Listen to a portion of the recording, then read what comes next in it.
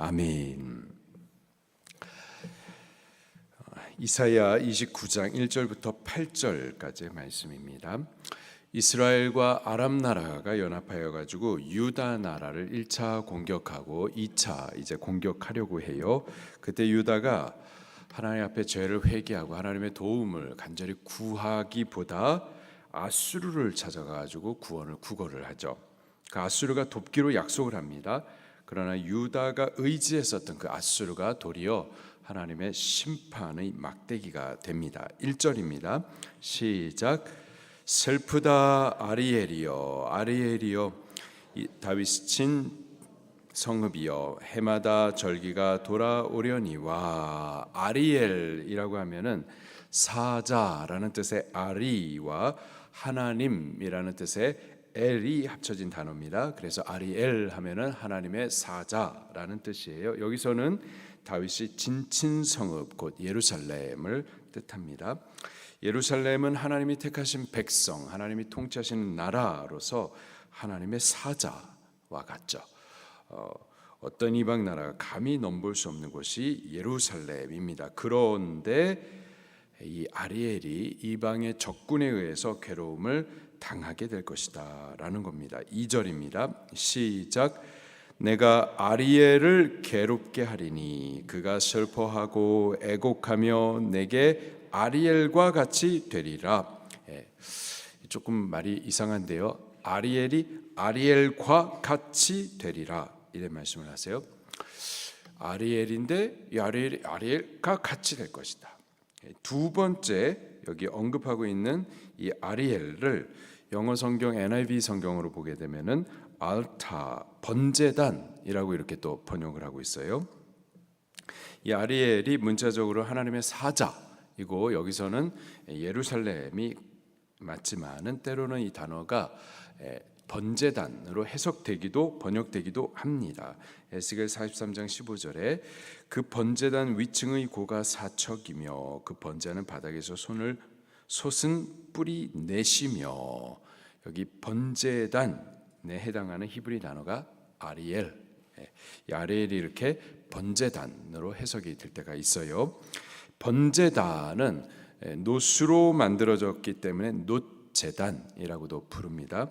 놋은 하나님의 심판을 상징을 해요. 그래서 놋제단 하면은 하나님의 심판이 집행되는 곳을 말합니다. 제물들이 죄인의 죄를 대신 뒤집어 쓰므로 하나님의 그 죄에 대한 심판을 받는 곳이 바로 번제단이죠. 자, 그러면은 2절을 다시 이렇게 해석을 할 수가 있겠습니다. 내가 아리엘 곧 예루살렘을 괴롭게 하리니 그가 슬퍼하고 애곡하며 내게 번제단이 되리라. 번제단과 같이 죄에 대한 하나님의 심판이 집행되는 곳이 될 것이다. 이런 뜻이 되는 거죠. 유다가 하나님을 대신하여서 아수르를 의지한 것, 그 바로 죄고요. 그 죄에 대한 하나님의 심판이 바로 아리엘, 예루살렘에 이제 집행될 것이다 라는 뜻입니다. 3절에서는요 구체적으로 아수르 군대에 의하여서 이제 그렇게 그 괴로움을 당하게 될 건데 이 아수르 군대가 예루살렘을 포위한 그러한 모습을 이제 묘사합니다. 3절입니다. 시작. 내가 너를 사면으로 둘러 진을 치며 너를 애워 대를 쌓아 너를 치리라. 실제로 아수르의 산헤립이 18만 5천의 군대를 이끌고서 예루살렘을 이렇게 포위를 합니다. 포위하고서 간을 계속해서 감시를 했었어요. 그런 상황 가운데에서 예루살렘 백성들은 자세를 낮추고 또 이 목소리도 낮추어서 그렇게 말을 했었습니다. 4절입니다. 시작. 내가 낮아져서 땅에서 말하며 내 말소리가 낮이 티끌에서 날 것이라. 내 목소리가 신접한 자의 목소리같이 땅에서 나며 내 말소리가 티끌에서 짓거리리라. 그렇게 조심하며 감시받으면서 그렇게 두려워 떠는 상황이 되는 거죠. 아수르를 의지하고 그것을 피난처로 삼았었는데 오히려 유다가 이렇게 아수르에서 곤란을 당하게 된 모습입니다. 하나님을 대신하여서 다른 것을 의지하는 모두가 다 이와 같이 되는 거예요. 하나님보다 돈을 더 의지하거나 권력을 더 의지하거나 사람을 더 의지하거나 그것이 무엇이든지 간에 하나님을 찾기보다 다른 것을 더 의지한다. 그러면은 이처럼 낭패를 당하게 되는 겁니다. 이사야 45장 16절에 우상을 만드는 자는 부끄러움을 당하며 욕을 받아 다 함께 수욕 중에 들어갈 것이로되. 또 이사야 31장 3절 1절부터 이사야 3장 1절부터 3절에 보라, 주 만군의 여호와께서 예루살렘과 유다가 의뢰하며 의지하는 것을 제하여 버리시되 곧 자기가 의지하는 모든 양식과 그가 의지하는 모든 물과 용사와 전사와 장로와 50분장과 귀인과 능란한 요술자를 그리할 것이며 그리 제거해 버릴 것이다. 돈 의지하면 하나님께서 돈을 제거해요. 다른 무엇을 의지하든 간에 하나님 대신하여서 다른 것을 신뢰하고 의지한다. 그것을 하나님께서 제버리시겠다라는 거예요. 시편 49편 6절에 자기 재물을 의지하고 또 부요함을 자랑하는 자는 아무도 자기 형제를 구원하지 못하며. 그렇게 하나님 외에 다른 것을 의지하면은요 결국 부끄러움을 당하게 될 것입니다. 반대로 여호와 하나님을 의지하면 어떻게 될까요? 여호와 하나님을 의지하면 여호와 하나님 의지할 만한 분이시죠. 그가 우리에게 그 의지하는 자에게 부끄러움을 당하지 않도록 복과 생명을 더하여 주실 겁니다. 예레미야 말씀에 그러나 무릇 여호와를 의지하며 여호와를 의뢰하는 그 사람은 복을 받을 것이라. 또 시편 84편 12절에 만군의 여호와 주께 의지하는 자는 복이 있나이다. 그래서 성경에서는 계속해서 반복적으로 우리에게 여호와 하나님을 의지하라고 그렇게 권면을 해 주십니다. 시편 62편 8절에 백성들아 시시로 그를 의지하고 그 앞에 마음을 토하라. 하나님은 우리의 피난처시로다. 시편 115편 9절에 이스라엘아 여호와를 의지하라. 그는 너의 도움 너의 방패시로다. 신명기 30장 20절에 내 하나님 여호와를 사랑하고 그 말씀을 청종하며 또 그를 의지하라. 그는 내 생명이시요 내 장수이시니. 그러니 우리 여호와 하나님을 의지하십시다. 여호와 하나님을 의지한다라는 것이 무엇일까요?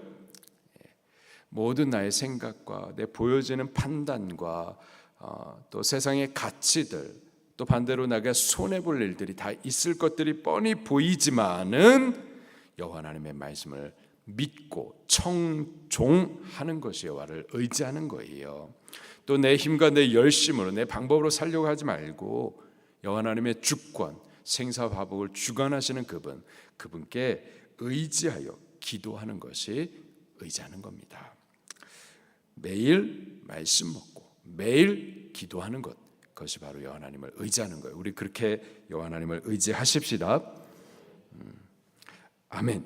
그러나 유다는 여호와 하나님을 의지하지 않았었어요. 아수르를 의지했었죠. 그러다가 오히려 아수르에게 침공을 받아 낭패와 괴로움을 당하게 됩니다. 부끄러움을 당하게 돼요. 5절 말씀부터 보게 되면은 이제 이사야는요 이 아수르 의지했다가 부끄러움을 당했었는데 이 아수르와 비교해가지고 여호와 하나님 그분이야말로 우리가 정말로 의지할 만한 분이시고 의지해야 할 분이심에 대해서 또 말씀을 해 주십니다. 5절이에요. 시작. 그럴지라도 내 대적의 무리는 세미한 티끌 같겠고 강포한 자의 무리는 날려가는 겨 같으리니 그 일이 순식간에 갑자기 일어날 것이라. 지금 아수르가 18만 5천의 군대를 몰고서 예루살렘을 포위하여 있어요. 그럴지라도 여호와 하나님 앞에서 이 아수르 군대가 이 날려가는 겨와 같을 것이다. 세미한 티끌 같을 것이다. 이렇게 지금 말씀을 하고 계십니다. 아수르가 강하죠. 열방의 나라들을 다 깨뜨렸어요. 그러나 사람들 중에 강한 거지 여호와 하나님 앞에서는 그 아무것도 아니라는 거죠. 전혀 문제가 되지 못한다라는 겁니다. 여호와 하나님 그분이 유다를 위하여서 이 아수르 나라를 겨와 같이 티끌과 같이 그렇게 한순간에 제하여 버리실 것이다 라고 예언을 해주고 계십니다. 6절입니다. 시작. 만군의 여호와께서 우레와 지진과 큰 소리와 회오리 바람과 폭풍과 맹렬한 불꽃으로 그들을 징벌하실 것인즉. 아멘. 18만 5천의 아수르 군대를 여호와 하나님께서 한순간에 징벌하시겠다 말씀을 하십니다. 한순간에 이 아수르 군대를 징벌하시겠다. 그 사건이 성경에 여러 차례 나옵니다. 이사야 말씀에도 나오고 또 열왕기하 19장 35절에도 나오는데 이렇게 기록을 하고 있습니다. 밤중에 여호와의 사자가 나와서 아수르 군사 18만 5천을 쳤다. 이렇게 표현을 하고 있어요. 다시요. 밤중에 여호와의 사자가 누가요? 여호와의 사자가 나와서 이 아수르를 쳤다. 아수르 군사 18만 5천을 쳤다. 자, 하나님께서 당신의 천사를 통해서 아수르 군사를 하루 저녁에 치셨어요. 18만 5천의 군사를 하루 저녁에 치셨던 그 여호와의 사자가 치셨는데 그들을 쳤었던 그 무기, 그 강력한 무기가 무엇이었을까요? 오늘 본문 6절에 보니까는 우레와 지진과 큰 소리와 회오리 바람과 폭풍과 맹렬한 불꽃이었어요. 모두 자연재해들이죠. 하나님은요 자연의 재해를 대동하시는 분이십니다. 그것을 사용하여서 징벌도 하시고 심판도 하실 수가 있으세요. 애굽에 10가지 재앙을 내리실 때도 피, 개구리, 이, 파리, 악질, 독종, 우박, 메뚜기, 흑암 다 자연재해들이었죠. 그런 것들로 징벌하시고 심판하셨어요. 종말에도 종말의 마지막 심판의 때에도 자연재해가 있을 것이다. 자연재해를 통해서 하나님께서 심판하실 것에 대해서 예언을 하십니다. 요한계시록 8장 5절에 천사가 향로를 가지고 단 위에 불을 담아다가 땅에 쏟음에 뇌성과 음성과 번개와 지진이 나더라. 요한계시록 11장 19절에 이에 하늘에 있는 하나님의 성전이 열리니 성전 안에 하나님의 언약궤가 보이며 또 번개와 음성들과 뇌성과 지진과 큰 우박이 있더라. 요한계시록 16장 18절에 번개와 음성들과 우레소리가 있고 또 큰 지진이 있어 얼마나 큰지 사람이 땅에서 온 이래로 이같이 큰 지진이 없었더라.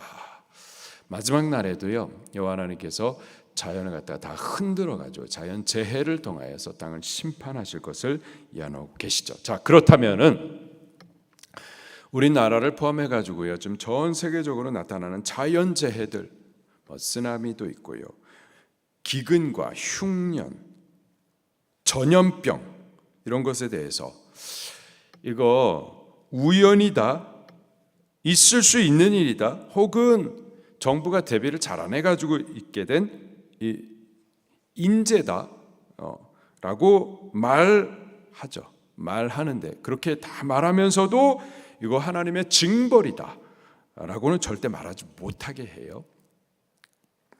그렇게 한번 말하면은 누군가 당장에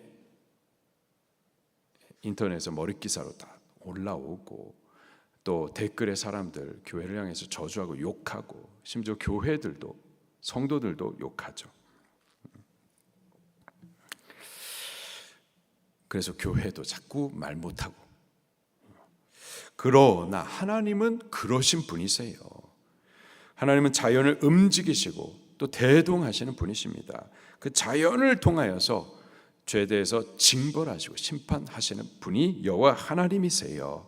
때문에 우리는 자연재해가 있을 때 오히려 하나님을 인식하셔야만 하는 거죠. 혹 우리가 그 앞에 촉범한 죄가 있는가 찾고 회개하셔야만 하는 겁니다. 그게 지혜고 빨리 회복받을 수 있는 길이기도 한 거죠. 애써 여호와를 무시하고 죄에 대한 징벌에 대해서 여호와 하나님 그분의 징벌, 죄에 대해서 심판하시는 이 사실에 대해서 자꾸 외면해가지고 회개하지 않으면은 바로가 그랬거든요. 애굽의 바로 왕이 그러다가 계속해서 혼나는 거예요. 최후에는 망하게 되는 거죠. 8절 말씀 같이 또 읽겠습니다. 시작. 줄인 자가 꿈에 먹었을지라도 깨면 그 속은 여전히 비고, 목마른 자가 꿈에 마셨을지라도 깨면 곤비하며 그 속에 갈증이 있는 것 같이 시온산을 치는 열방의 무리가 그와 같으리라. 꿈에서 먹고 마셨지만 깨고 나면은 실제로 배부르고 뭐 시원하고 그런가요? 아니죠. 깨고 나면은 여전히 배고프고 또 목도 마른 것처럼 아수르가 예루살렘을 삼켜 먹을 것으로 여겼었다가 그 꿈이었었다. 꿈과 같았다. 실제로는 아무것도 가진 것 없이 돌아가게 될 것을 말씀해 주십니다. 그리고 8절 마지막에 또 이러한 말씀을 남기세요. 시온산을 치는 열방의 무리가 어떻게 해요? 그와 같으리라. 시온산, 예루살렘을 말합니다. 하나님의 교회를 말하죠. 하나님의 교회를 치는 열방의 무리가 누구라도 그와 같으리라. 아수르는 본보기라는 거예요. 누구라도 마찬가지입니다. 어떤 권력이든 어떤 정부든 어떤 세력이든 예루살렘과 같은 시온산과 같은 주의 교회를 그렇게 건들고 치려다가는 아수르와 같이 될 것이다 라는 거예요. 여호와 하나님께서 당신의 교회를 지키시고 보호하실 것이다 라는 의지를 표명해 주시는 겁니다. 마지막 때에도 이런 일은 반드시 다시 일어날 겁니다. 적그리스도가 일어나 가지고 주의 교회를 포위하고 감시하고 두렵게 하고 마치 막 삼킬 것처럼 위협하겠지만은 여호와 하나님께서 당신의 교회를 보호하시고 지켜주실 거예요. 적그리스도와 그의 세력을 여호와 하나님께서 한순간에 징벌하시고 심판하실 겁니다. 그러니 우리는 여호와 하나님을 의뢰하고 또 의지하십시다. 그분이 당신을 의뢰하는 자를, 그분이 우리의 의지할 만한 분이시고 또 의지하는 자를 지키시고 보호하시는 분이세요. 권력을 의지했다가 권력에 밟히게 될 겁니다. 돈에 의지하면 돈에 밟히게 될 거예요. 우리 여호와 하나님만 의지하십시다. 여호와 하나님을 의지한다라는 것이 뭐죠? 그분의 말씀을 믿고 순종하는 거예요. 상황이 어떻든 간에 그것을 계산해 보면 다 손해가 날 것 같은데도 말씀을 믿고 순종하는 것. 그리고 내 노력과 내 수고로 내 열심으로만 살려고 하지 말고 생사화복을 다스리시는 자 여호와 하나님의 주권을 두려워하며 또 의지하면서 기도하는 겁니다. 매일 말씀 먹고 매일 기도하는 거예요. 여호와 하나님을 의지함으로 부끄러움을 당하지 않고 오히려 생명과 복을 받는 마르다 여전도회 그리고 우리 수지 방주교회가 꼭 되기를 예수님 이름으로 축원합니다. 말씀 붙들고 통성으로 기도하시겠습니다.